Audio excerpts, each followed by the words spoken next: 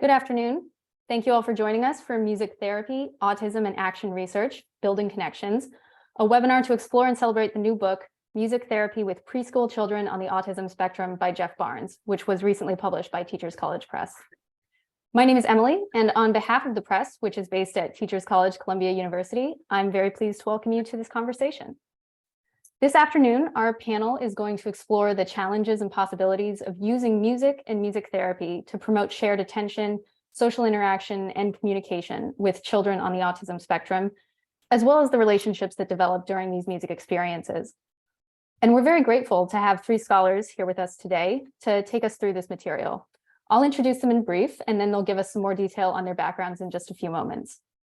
First, please welcome Dr. Geoff Barnes. He is an assistant professor of psychology and applied therapies at Lesley University and the music therapist at the campus school in Boston College. He is also, of course, the author of the new book, Music Therapy with Preschool Children on the Autism Spectrum. He's joined in conversation today by Dr. Deforia Lane. She has served as the Director of Art and Music Therapy for the University Hospitals Cleveland Medical Center. She is an internationally acclaimed music therapist who began her 45-year career working with children and young adults with developmental disabilities and those on the autism spectrum. We also have with us Dr. Caroline Heller, who is a professor and director of the individually designed PhD specialization at the Graduate School of Education, Lesley University. Some housekeeping before I hand it over to our panel. Please be aware that this webinar is being recorded. The video will be sent to all participants within the next week or so please share it with colleagues who couldn't join us, but who may find it valuable. There will be a discount on Dr. Barnes' book available exclusively to attendees of this webinar. You will find the details on how to access that in the chat panel and in the follow-up email next week. This webinar is being co-sponsored by Lesley University and the campus school at Boston College, and we are grateful to them for their support in today's program.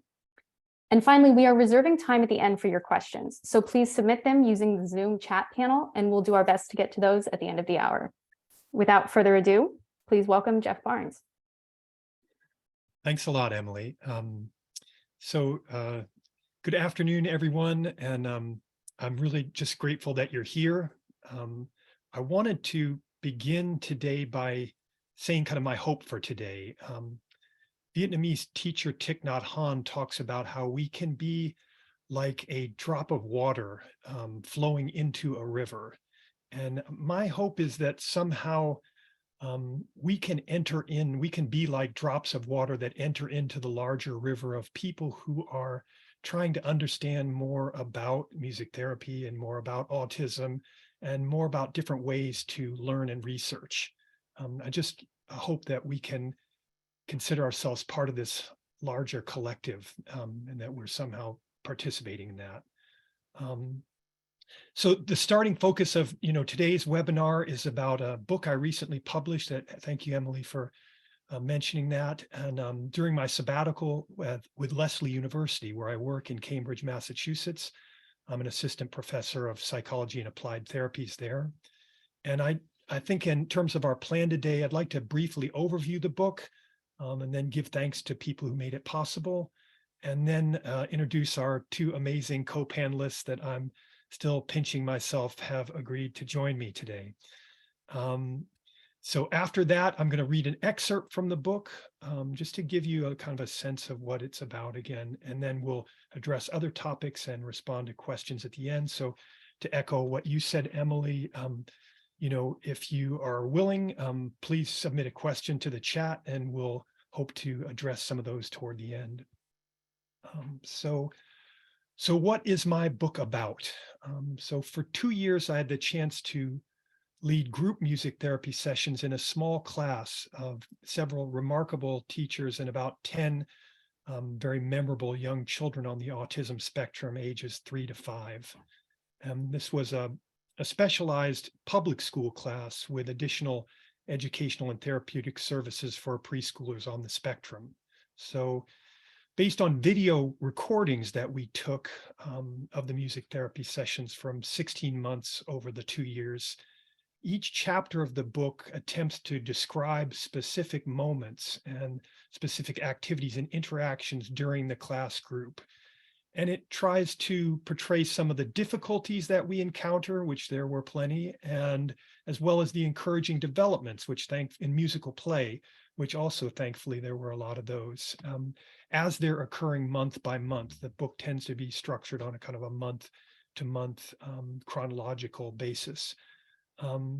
So in addition to these portraying these particular moments based on videos, each chapter also attempts to reflect on the connections between these particular moments and broader questions about the needs of young children on the spectrum and the challenges and the possibilities of incorporating music therapy into early childhood education and school-based autism services.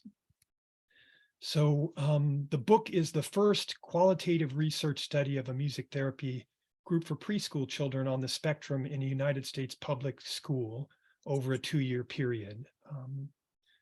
So that's a mouthful, and I'm going to transition. I have more that I want to say in terms of giving thanks. I mean, I feel like if I didn't do anything else during this webinar, to give thanks to some of the people who made it possible would be a great thing to do. So starting off with you, Emily, thanks a lot to you and to Teachers College Press, Columbia University, for publishing the book and for sponsoring the webinar. Thanks to Lesley University for the opportunity to have this sabbatical to complete my research, and to our dean, Steve Shapiro. Steve, if you're out there, thank you so much. And Catherine Barone, our mighty division director. Nancy Jo Cardillo, Lisa Fiore, a lot of colleagues that are just wonderful to work with at Lesley, and Caroline. We're going to say more about Caroline, but just one of those amazing people. The campus school at Boston College, which still gives me a chance to practice music therapy on a daily basis. I want to thank the 3 incredible teachers that were in this small classroom where I worked. And I just can't, we don't have time for me to tell you how much they meant to this work. And I hope actually that is a topic that we can address, but they created the environment that made this group possible. I want to thank my family members, my wife Nauko, my son Kai and daughter Mina, and my parents, my sister Jennifer, and the Wilson family. Sorry to get a little bit into the weeds here with thanking people, but I just, hey, I don't have too many chances like this, and I want to thank the people that mean something to me. And that includes my friends. Thank you, some of my friends who are out there and taking your time to come listen to me. I really appreciate that, and all the life you've shared with me over the years. And then finally, just a huge debt of gratitude to our 2 co-panelists today. Been so amazing and influential for me. Deforia, the image I have for you is of a shining light on the path toward sharing music and love. You know, when I see the documentary in the book, Music as Medicine, that you created, I'm just so inspired, and I feel so privileged that you're willing to join me today and talk about the book, because I am a huge admirer of you and your work, and it teaches me about what's possible in the world of music therapy. Caroline, when I could not see the way forward in doctoral research and publishing, you were a person who offered me help and hope, concrete help, and the sense of hope. And you really need that to get through times. And this is why we're here today about this book, which wouldn't have happened without your encouragement and your guidance. So that's me saying a lot of thanks, and I'm going to turn it over and ask Deforia, you and Caroline, to introduce yourselves next. Well, greetings, everyone, and thank you, Geoff, to you for inviting me. So my name is Deforia Lane, and my original degree and desire was to become an opera singer. So I have an opera degree from University of Cincinnati College Conservatory of Music. I loved every minute of it, but I also knew that more than likely something else had to be a part of my life. And so after marriage and our first son, I went back to school, ended up with a master's in music from Cleveland State University. But they asked me to take an intro course, take something as an elective. And I took a course called Introduction to Music Therapy, and it virtually changed my life. It got a hold of me and it will not let me go. So for it, I am most grateful. And my first job after I've completed my internship was at a developmental center with 247 magnificent children from ages 4 to 21, and all levels of developmental delay, physical anomalies, IQs of 50 and below. Some of them didn't have a startle response, but there were many on the autism spectrum. And to me, it was a fascination of how to communicate with someone whose world was different than mine.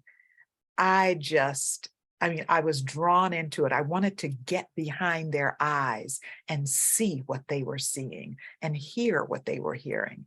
And when I picked up your book, Geoff, I'm going to be honest, it took me back into that fascinating world all over again. And to see it with such depth that you have presented it, 16 months of video sessions to watch and review and dig deep, I saw from behind those eyes, and I heard much more with my ears now of what they might have heard and felt and saw. So that's what brings me here. My time since that first 7 years has been spent at a teaching hospital, one of the best in the world, university hospitals, medical center. And believe it or not, I ended up seeing some of those same children over the 35 years that came into the hospital. So I'm grateful to be here, and I can't wait for the discussion to start. So Caroline, take it away. Well, Deforia and Geoff, the discussion has most certainly already started. It's a pleasure to be here, and Deforia, such a pleasure to meet you for the first time. I feel like I've known you, and am so simpatico with all that you said. I felt a little wistful when Emily introduced me as the director of the doctoral program, because just this summer I retired. And so it made me think, oh my gosh, maybe I want to return to that role. But I think I've been there, done that, as wonderful as it was, and to have that role. And that brings me to Dr. Geoff Barnes, who was a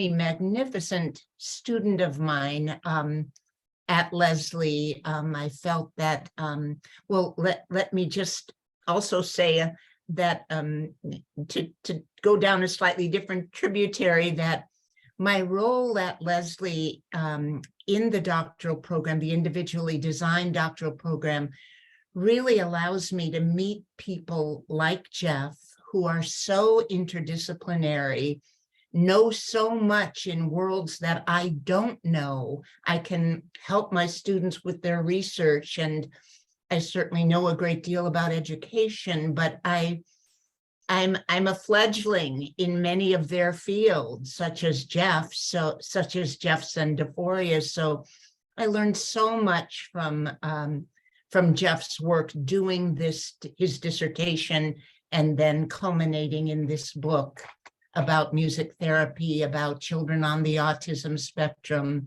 and about so much in terms of music and teaching. I was just sharing with Deforia before you all came aboard as an audience that I was an anthropology major at the University of Chicago as an undergraduate, I never anticipated that that would be useful to me in any professional sense. And then as a young teacher, I realized I needed to learn more about education. I got a master's at Berkeley, and at that time, an amazing woman who has published with Teachers College Press, Dr. Ann Haas Dyson, was at Berkeley as a visiting professor and was about to begin a qualitative study of young children's writing development.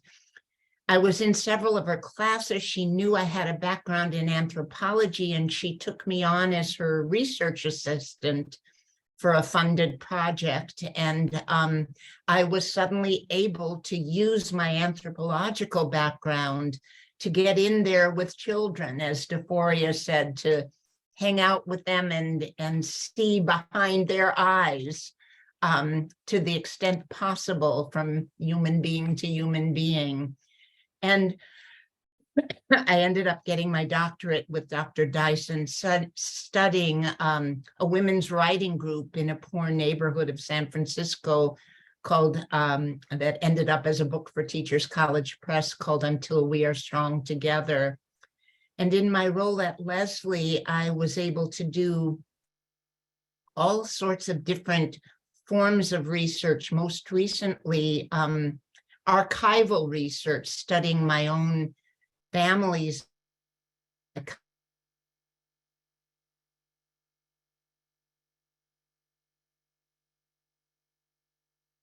blood.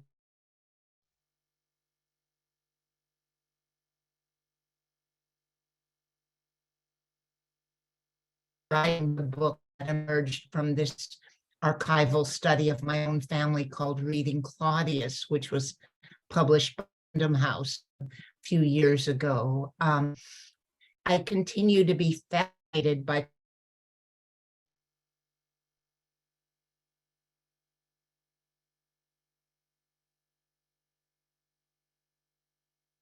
Caroline, you're cutting out for us a bit.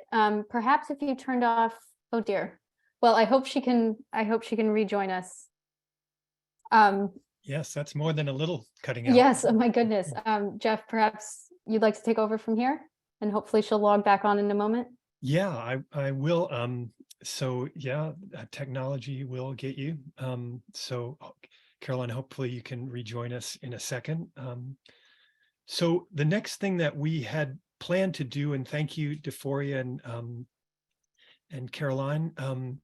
So I'm going to read you an excerpt from the book, and this is it centers on interactions with Emily, a 4-year-old girl in the class, and just wanted to give a little background first. Hold on, I heard that. Is Caroline, are you back? I think that I am. Can you hear me? Yeah, we can hear you great. I'm they're not letting me start my video, but I was just finishing. I'm so sorry. I don't know how I lost you, but fascinated by qualitative work, fascinated by the writing, the representation, the skills of writing that are involved in representing qualitative work has become a recent passion of mine. Thank you, Caroline, and sorry for the technical difficulties. Absolutely, no problem. Let's see if I can get my video going. Yes. Ah, there you are. Okay, all shall be revealed. All right. So Caroline and Deforia, I was just about to read this vignette from the book. So I'm going to kind of return to that. I was saying it's about 4-year-old Emily. I just wanted to give a little background first. The reason I'm doing this is just because I feel like it will hopefully take you kind of into what the book is like. And just I want to give some background. I just think so many of you on this webinar already know about the importance of kind of understanding how unique and individual every person and family's experience with autism is. So my book isn't and can't be a universal depiction of young children on the spectrum. Instead, it tells the story of several specific children in one preschool class. And by showing some encouraging developments during music, I'm not trying to minimize the earlier and the ongoing challenges faced by the teachers and Emily and I. Just give you a couple examples. During the first year, Emily might often respond to attempts to involve her in activities by looking away or by up and leaving the area or having outbursts of frustration. And at the time, her parents were quite concerned. She had very limited language in either English or in Filipino spoken at home. And in the early sessions, she was not speaking. And I wondered if she had that capacity for verbal communication. Sometimes she she was, I don't know if I'm supposed to say this, but extremely, I just love this young girl, but I feel like sometimes her face was so neutral and unchanging. It was really hard to know what she was thinking or feeling in the early parts of the group.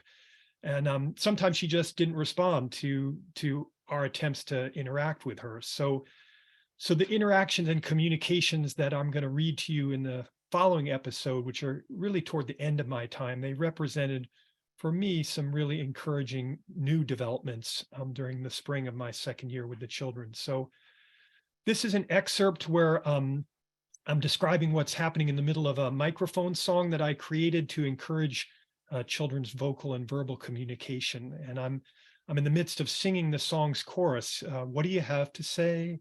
What do you want to say? Please tell us right away. What do you want to say? All right, I say, Emily, would you like a turn? And I gesture the microphone toward her, but I don't wordlessly pass it yet because earlier she's non-verbally reached out and moved toward the microphone. So now to try and encourage her verbal communication, I'm hoping that her interest in the microphone might give her that extra impetus to communicate in words to ask for it. Emily says a low sound like, na na. Yes, I say, unsure of her meaning. Assistant teacher Rachel reaches forward to touch Emily's shoulder and urges her, say my turn. At the same moment, Emily says, na na, more loudly and looks expectantly at me. Say my turn, I encourage her, echoing Rachel's cue. Emily then says, my turn, in a surprisingly deep voice. Good, I say in a deep voice too. I was really delighted to hear Emily verbally requesting this. And I also began to wonder if she kind of instinctively used a deeper voice at that moment to kind of more closely match the pitch of mine. I begin to sing the melody again into the microphone. What do you want to say, Emily? And then I knelt down in front of her to bring the microphone closer. And this is just a side note, to support a lot of different kinds of participation in the class. I was interested in welcoming all kinds of sound making with this microphone. It could be babbles, simple sounds, funny vocal intonations, as well as recognizable spoken words and singing. So many of the students at that time are making pre-verbal sounds if they're making sounds at all. And I reached the microphone toward her and but Emily's already moving toward me and stretching out her hand to grasp it. And she rapidly and vigorously says, yo, na, na, na, yo, yo, yo. I vocalized her yo, yo, yo back to her as a way of playing with the sounds, rhythm, and the tones that she's voiced. And then she made several additional kinds of vocalizations. And I tried to reply and improvise some similar sounds. And her tones and rhythms were new in these moments. I hadn't heard her make these particular syllables and rhythmic patterns before. Then I started to sing one more time, Emily, what do you? And then she anticipates this and she pulled the microphone close to her mouth again and says, yo me, na, na, na, na. She shifts her gaze from the microphone and then back to me. I feel like she's communicating that it's my turn to vocalize again. She's awaiting my response, anticipating turn taking. I smile and I answer her by singing back the last parts of her vocalization again. Once more, she reaches out for the microphone for another turn. You should get her to sing a song, suggests Elizabeth, another of the wonderful assistant teachers in the class. What's her favorite? How about, I start to say, but Emily and Rachel spontaneously sing, she'll be coming round the mountain when she comes. Emily swivels around in her chair to look back at Elizabeth and Rachel. I join in singing, she'll be coming round the mountain when she comes. Then I hold out the microphone for Emily again. Emily says, "Should we come around the mountain?" Rachel smiles and nods her head. "Good," I said. "Great, Emily." And then Rachel and Elizabeth glance at each other and laugh in appreciation. Emily then pushes the microphone back toward me. She and I both look at each other. "How about row, row, row your boat?" I start singing and then bring the microphone in front of her. "Gently downstream," says Emily softly and rapidly. "Gently down the stream," Elizabeth clarifies for me. And this really helps me understand Emily's very soft and quick response. "Merrily, merrily, merrily, merrily," I sing into the microphone and then hold it back toward her. "Life's like a dream," says Emily, emphasizing the word dream. I smile and laugh. "Yes, life is but a dream," I say. One of Emily's peers, Jonathan, exhales a big breath and tilts his head backwards with a smile on his face. Peers Gabriel and Nicholas are also smiling. And it's important to know that Emily's classmates' listening and interest during her turn helped make it possible. Without that, it wouldn't have been possible for her to hear and closely focus on our back and forth exchanges. "Good job, Emily," said lead teacher David. "Yay, Emily," says Rachel, clapping her hands. "A duet." So for me, this was an exciting moment of meeting, of connection, of shared musical play. And it was really encouraging to hear Emily's vocalizations and verbal expressions and to realize that it always works better working with a team, working with a teacher. They were the ones who suggested and really transitioned us from sound making into song singing. So I feel like this more than individual effort is what often matters. So with that, I'm going to just turn to my fellow panelists and hear your thoughts, reactions. We could just brainstorm a little bit about what you heard or saw in that scene. Go, Caroline. I saw you writing. Well, what is so exciting to me, Geoff, is that you brought us so much into this scene by what you shared that I had to kind of remind myself what Geoff is doing is presenting data, presenting moment by moment data. It's sort of disguised as a story and as an interaction, an incredibly meaningful interaction, but it is moment by moment data that you collected and that Emily offered you as you interacted with her. And so by the time I got to kind of the middle of that short section that you read, when you said, "I feel that she is communicating that it is my turn to vocalize again," I completely accepted that word "feel" because it was generated by all the data that you'd taken in and observed and heard and shared in this book. And I just want to invite you to talk a little bit about that word "feel." You also said in your introductory words that you totally fell in love with this little girl and that you don't know if it's appropriate to say that. And I think it entirely is, because it so serves the data, your perceptions of Emily vis-a-vis your relationship with Emily and your regard for her. Yeah, I might get myself even in more of the quagmire here, but there was something about Emily that just drew me, even when she looked apparently kind of blank, so to speak. I just sensed a presence there, and Emily had a way of kind of checking you out through her periphery. And this is a topic that I kind of tried to discuss in the book about peripheral attention, because I think that people many times they underestimate what children are taking in, because they're not doing that traditional front forward facing posture and direct eye gaze. Much is made about these signs. And yet I felt consistently that Emily was taking things in while appearing remote. And I feel that many people on the spectrum, and actually across the spectrum of humanity, also have this kind of indirect way of absorbing information, of relating to the world.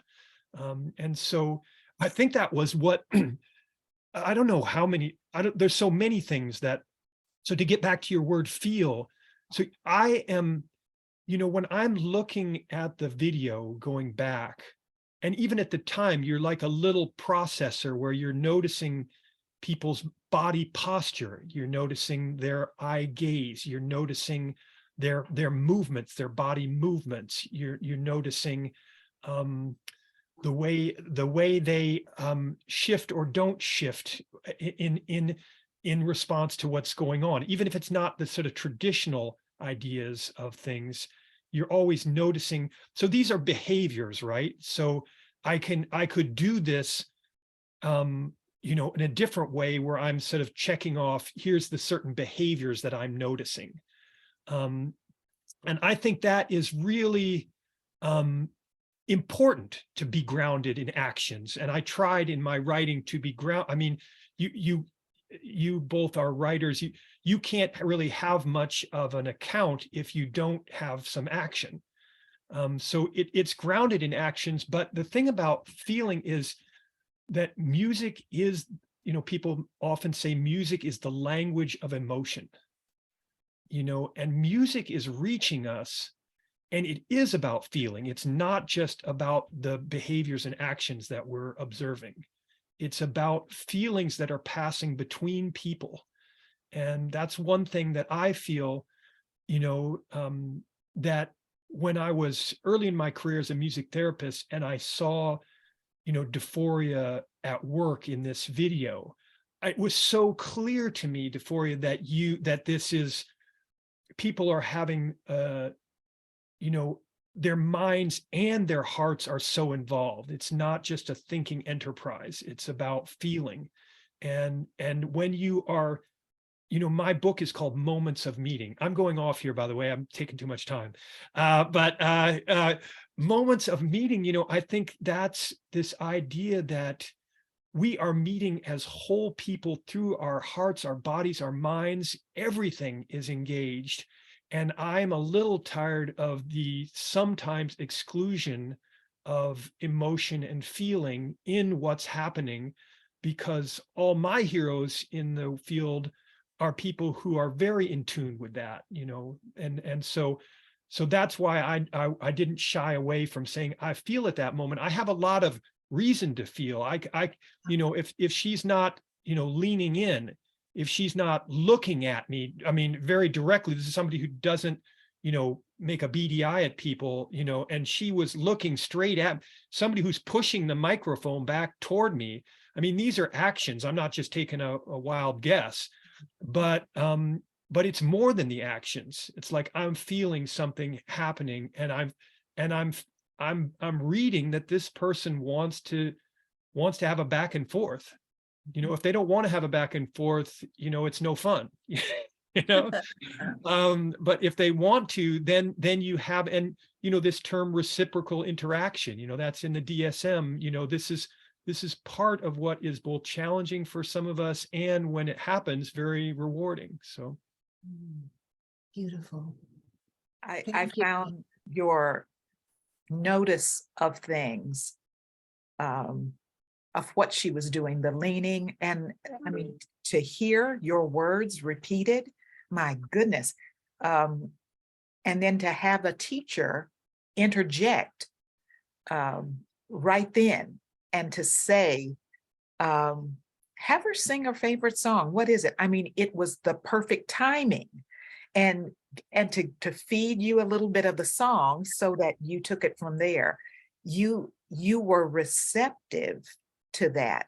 Some people might have said, look, this is my session. Keep it to yourself, but you didn't. And I think, together you were better. And that's what happened. And here's the one thing I found: you didn't do a Deforia. Deforia, when she would have said, repeat it after you come around the mountain, when she I would have been out of that chair. Oh my, I would have done all of that. I mean, instinctively, that was what I wanted to do. Now, I have to admit, more than likely, if I was sitting there, I wouldn't have gone overboard because of what she was portraying her. But, you know, that would have been relating from my standpoint, because I would have been thrilled beyond measure. Yes. But the fact that you gave her back some of what she was giving you in that same manner, I think, you know, shows the clinician side of you. That was right on. Well, coming from you, that's pretty amazing. Yeah, I do think like like we know, right, when people are tapping into what we're doing, like not just off on their own trip, but they are really intersecting with what we are doing. And you feel that, you know, like you really feel that. And you were educating too. The teachers realized what you were after, and they had an idea. And obviously they thought you were open enough to do it, to go ahead and say it. And rather than shun it or, you know, suck your, you know, teeth, you literally gave right into it and got exactly what you had hoped for. So, Oh man, I totally know my limits, and like having the good teachers there, they helped make this whole situation, you know, like it's a total fusion. You know, people are always like, what's the independent variable? You know, what's the cause? And I just want to talk to people about interdependent variables, because like we are in this together. And for better, for worse, you know, I mean, I was really fortunate that those teachers were just terrific people to work with. And that doesn't always happen in each class, but I just got lucky here that, you know, and the kids got lucky because they were surrounded by this atmosphere where people wanted to empower them, wanted to build their abilities, and knew how to kind of take that next little step. Yeah. So Deforia, I don't know. I don't know. Would you be willing to read that passage from your book that's been like a big inspiration for me? sure. So I was trying to describe the very thing that you just did, but only because I was at the hospital with patients. But I said patients often feel helpless, stripped of some of their humanity. The medical environment often reduces them to the role of patient or victim, the Parkinsons in 209, or the Hodgkins on the second floor. With that in mind, I must never view what I do as merely a job, but as a part of the complex arrangement of one person relating to another person. My job, more often than not, involves hugs or back rubs or chats, as often as it does syncopation, frigid mode, Ravel, or Whitney Houston. Music becomes the common ground. My job is simply to let music do what it does best: make connections, person to person, soul to soul, where those connections, though illness or emotional distress, have been overloaded, broken, or destroyed. In other words, in both a technical and symbolic sense, my job is to build musical bridges. Wow. Wow. Yeah. Yeah. I'll just quickly say that I went into a hospital setting thinking, oh my goodness, now I've got to be more scientific. I've got to be more intellectual. I have to be medically soundly based. And because I'm around people who are and who value that. and all this heart stuff is probably not going to fly.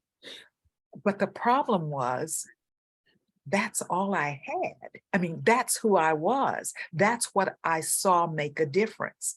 So like you, Geoff, there's this sense of seeing what works, but trying to fit it in the glass that other people can see and drink from and be nourished too, is really quite a task. So yeah, the musical bridges made the best sense to me. Yeah, and that's the thing that, gosh, I'm just going to keep on talking here, but I just feel like, that's the thing that you did so beautifully, is you were able to show people at the hospital what was possible, not just the people who were there to receive treatment, because they received the beauty of it themselves, but the doctors, the nurses, the staff. I mean, I don't know if anybody out there has a chance to get a hold of Deforia's film called Music as Medicine, and I just can't tell you, you should go watch it now, because it just really portrays the way that you brought along people, into the field. That's the thing. The field of music therapy owes you a really great debt, because you brought people into it. It was like a banquet, and you would welcome people, and they would be nourished, and they would go, oh, okay, so this is good stuff. Now I get this, this is all right, and so in terms of bridges, it's not only the bridges with between you and the people who were there receiving healthcare, but it's the bridges within the hospital that you were making all the time. And I'm going to stop now, because I'm just going off. I see Caroline as being that person who saw in you something beyond, the courses or her mentorship, and she saw where it could go. And you saw where those teachers who were feeding you information, how that could be nurtured. So I think it's an exchange, it's a connecting, and through different eyes, we saw things, with the people with whom we dealt. Those patients were magnificent. My children with autism were teaching me too. It's being open to that. That receptivity that you referred to. Yeah. Deforia and Geoff, when both of you were talking, and when you mentioned the Hodgkin's patient on floor 7, etc., I wrote this down.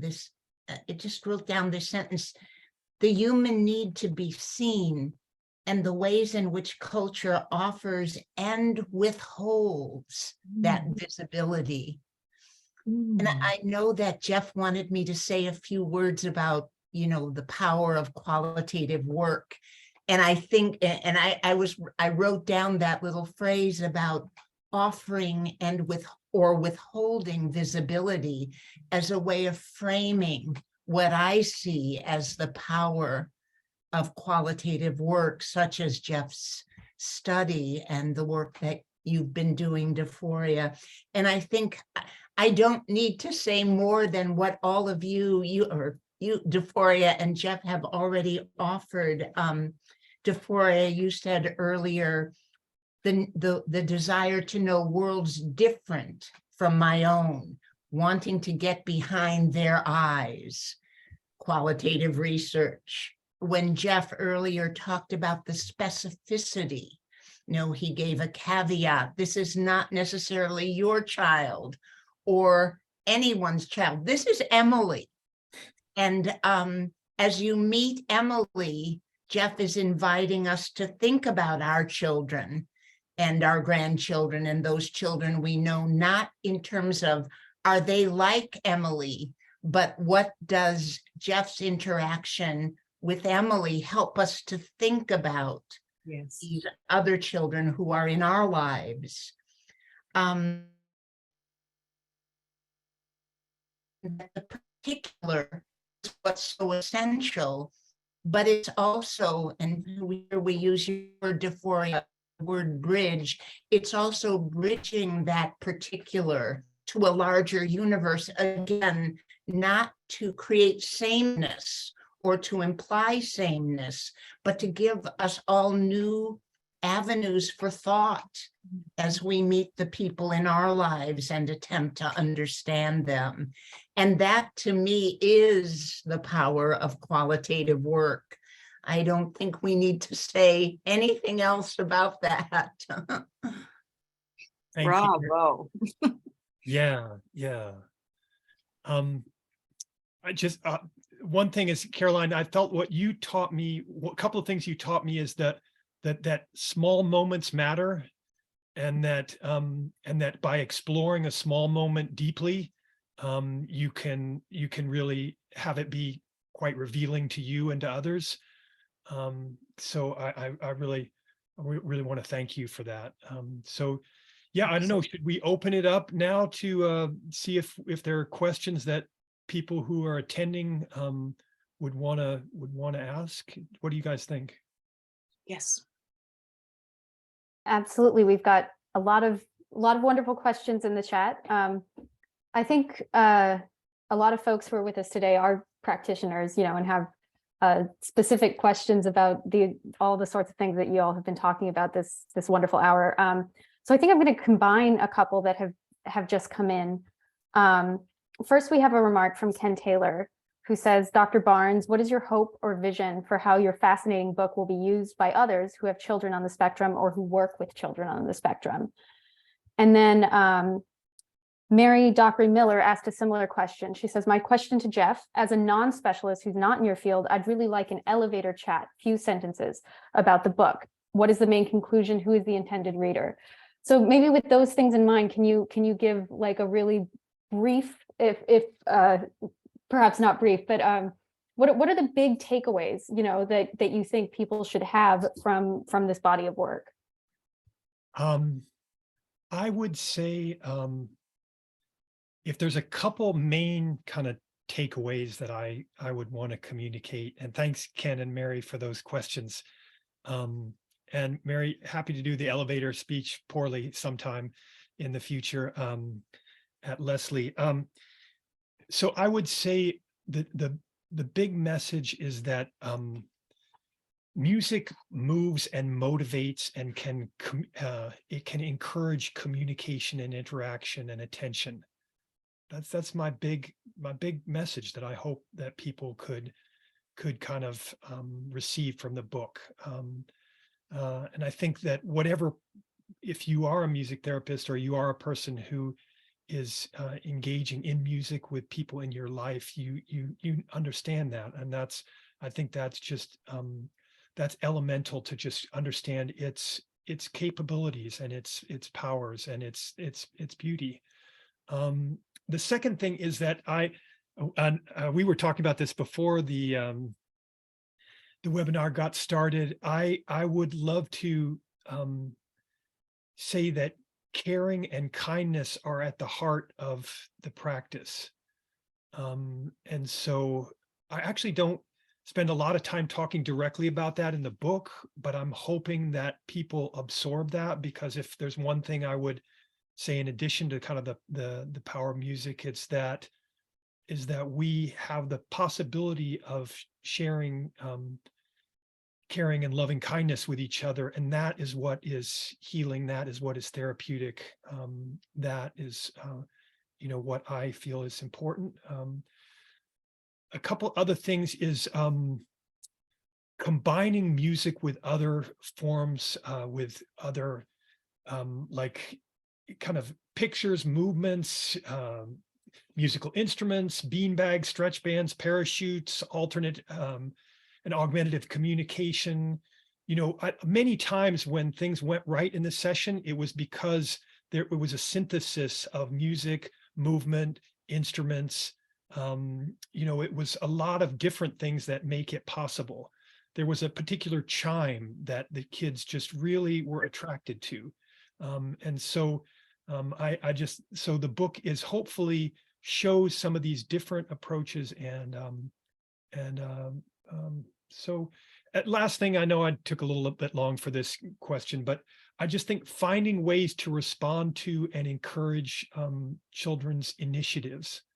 You know, it's not easy because you're sort of, in a way, hired to go in there and do something, but the something that you can do, may be the best thing you can do is be open, Deforia, like we were talking about, being open to what is happening in that moment and kind of vibing off that, interacting off that, following up with that.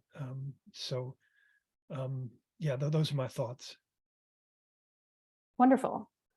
Let's see, where did my question go? There's so many in here. This was kind of a comment that came in from Madison Frank while we were talking through the Emily vignette. But I thought it was very striking. She said she's noticed that some of the kids who she works with have who are on the autism spectrum have difficulty initiating. And so the visual cue of the microphone and the rhythmic cue of letting her finish the phrase in your vignette seemed like it helped with her initiating. And relatedly, we've also had some questions from the audience about autistic children on the spectrum who are nonverbal. And so I wonder if any of our panelists could give thoughts on initiations in music therapy, and particularly for populations that are nonverbal, and what would be your takeaways of how to work with those students. Yeah, would you be willing, because I feel like I just talked to Jag, so would you be willing to steer into that one and we can join? I loved wanting to get verbalization, even if it was just a sound. I would use things like a toilet tissue tube, oh, and put it toward the person. And be careful of encroaching too far into their space. Number two, I would even, especially if those were tactily okay, I would take their hand and do on me, and then your turn, I would take it and do it on them. I know this sounds very elementary, but sometimes I thought they didn't know that I wanted them to vocalize or give me something.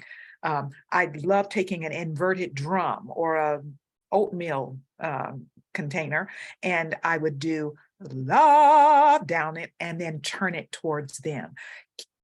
I found, and the microphone came later when I could afford to get one in the classroom, but it was perfect. They have the microphones that are plastic that, you know, that you don't have to plug into anything. But having a person hear themselves and responding with your body, with your smile, or taking a piece of tissue and blowing it so that they can see the reaction. They don't have to say anything. So incrementally finding ways to get out of the normal hello and expecting that, but giving another means for which they could express themselves. Yeah. I also found that there was one, Gabrielle, one of the children that I focus on in the book. I mean, my word would be movement. You know, it's like, yes, I kept trying to relate to him through vocalization and verbalization, and that was not his kind of home base at all. And so, but there's one chapter in the book where I found out that when I was inviting people to move, and then when he moved and I started moving the way that he moved, he was like, oh, you know, it was like, oh, you know, this person is actually paying attention to me, and there's an avenue for us to communicate, you know. And so I know that's really elemental too, but I just feel like realizing that movement is communication, and really kind of trying to tap into that is another thing that comes to mind, in addition to all the kind of, like, we did this song called Tumba, you know, and at the end of the 2 years, Gabrielle's mom came in and said, are you doing a song about a duck? and we said no, it was supposed to be about a monkey, but it had a whole series of movements that was like a choreography to the song, and Gabriel apparently was doing this kind of routine at home, and so movement for him was a way that he could connect, so that's just the thought that occurs to me, in movement, and using, again, I talked about using these tactile objects like the bean bags, like the parachutes, like the stretch bands, that enable people to interact, that aren't solely based on words and speech. That's very interesting. And Nancy Joe in the audience actually raised a similar issue, I think. She was saying you noticed how both, she noticed in your example how both Emily and the teacher anticipated a positive and heartfelt response from you. And she asked if you can speak a bit more about how you perceive another person's anticipation. That's kind of what Caroline was like. Yeah, how do you sense when somebody is as wanting to? I mean, sometimes it's really obvious. Like I don't know. I'm just thinking. I mentioned earlier this chime that I would bring out, and I would bring it out for the goodbye song, and when I bring out the chime, Dylan, who was not big on, he was very much do things when he had an interest, and he just said, "Give it to me." So sometimes people will tell you either in words or in language, like Emily, in that scene, she kind of marches up to me and is reaching out, those you don't in a way have to be a super sleuth to know when in some of those cases when it's not always that obvious, though. Sometimes in my work it's much more subtle things, like somebody who is not doesn't seem to be that tuned in, then starts smiling, and then so I don't know, Deforia, I don't know if I'm going to just sound ignorant here, but those are some of the things that come to me. Yes, watching their body move, or watching them peripherally look, but not wanting you to see that, it's being aware, so much aware of that other person, and kind of getting, I don't know, sometimes I would even say, I see you looking at me, but I wouldn't look at them because I knew that would turn them away. So sometimes it's a recognition and words or of approval. If it's not your words, it can be your body, giving them feedback about what they just did. Sometimes I would just hum or just edge toward them or smile. I couldn't take that away. Something that responds. And sometimes I had to be very careful, because if their response are small and in terms of gesture and sound and movement, then I have to be similar, because that's where they're coming from. That's where I have to give back, lest they totally shy away. So yeah, it's observation. Yeah. The word comes to me, patience, too, is like I'm seeing, Deforia, this remembering a episode in your documentary, and you are working with a young girl, and at first she's really not, she's been just they've just drawn blood, and she's very hurt by that, and you're trying to kind of come and offer some comfort, and at first she's just still very much in that place of pain, and it's not like so the episode that I read is a moment that it was a wonderful moment, but a lot of times you have to be really patient through things where you're sort of in a waiting posture and to see when people are ready to kind of interact with you. Wonderful. Well, we're getting close to the end of our time here. I think we have time for one more question. there's so many wonderful remarks in the chat, so I do apologize that we aren't able to get to all of you. But I think to finish things up here, Fernanda Mendez has, I think, an important question. What's the most challenging part when working with children from other cultures? Would any of you care to respond to that? I mean, I'm willing to look foolish, but in the name of just trying to like respond, I don't know. Anybody else want to? I'll dip in, and then if you both want to. I mean, one of the things that was really humbling in my work is that all three of the children that I primarily focused on were children who were dealing with multiple languages within the home, multiple cultural, multiple languages. And so I just feel that, I don't know, this is just probably not that helpful, but the phrase beginner's mind is what's coming to me, like the idea that I know I'm kind of working in the dark a little bit, you know, and I don't know your family situation. I don't know your cultural background, you know, to the degree that would be necessary to be informed. But here we are, and you know, I'm gonna try, and so and just being open to learning, like when I can get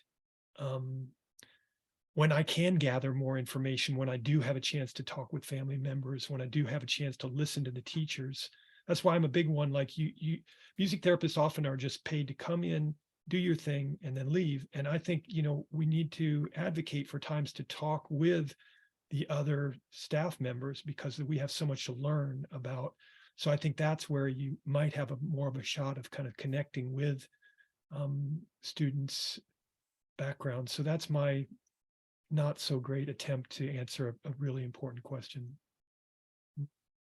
I would summon my anthropology again and say that, you know, we all live in our own space, our own bodies, with all these unconscious assumptions about what is normal, what is right, what is the way to behave. And anthropologists are trained to just set all that aside to the extent humanly possible, to take in what is there, what is before us, knowing it's going to be, you know, potentially an assault to what you think should be going on when you are in a situation that's culturally different from one's own. And to really recognize that most of our biases, most of our assumptions are quite unconscious, and that we need to make them conscious, find ways to understand our own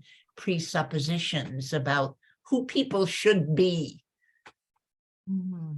Oh, beautifully said. And I become the learner in cultures with which I'm not familiar. I become the learner. I know I'm supposed to be the professional, the therapist, but if I turn the table and let that person teach me by patience, by asking the question, or by simply waiting, that's when the connection happens. Oh my goodness. That's so great. Wow. That's so great. Well, what a note to wrap up on. Geoff, I believe you wanted to do a giveaway of the book to one of our attendees. I'd love to do that. That would be great. Thank you for Teachers College Press for making that possible. So do we have a name, Emily, of Yes. Our winner this afternoon is John Gray. So congratulations, John. And we will be reaching out to you via email to get your shipping info and sending you a complimentary copy of the book. So thank you for joining us. And I guess that's our time for today. So thank you very much. Thank you, Geoff and Deforia and Caroline, for all your time this afternoon and your wonderful reflections. Thank you to our attendees. Yeah, please look out for the email in a few days' time, which will have a link to the recording. Please feel free to share it widely with your colleagues. And thank you once again, everyone, for your time this afternoon. Yes, Thank so many you. thanks. Indeed. All right. It was a Bye-bye. pleasure. Bye-bye. Bye.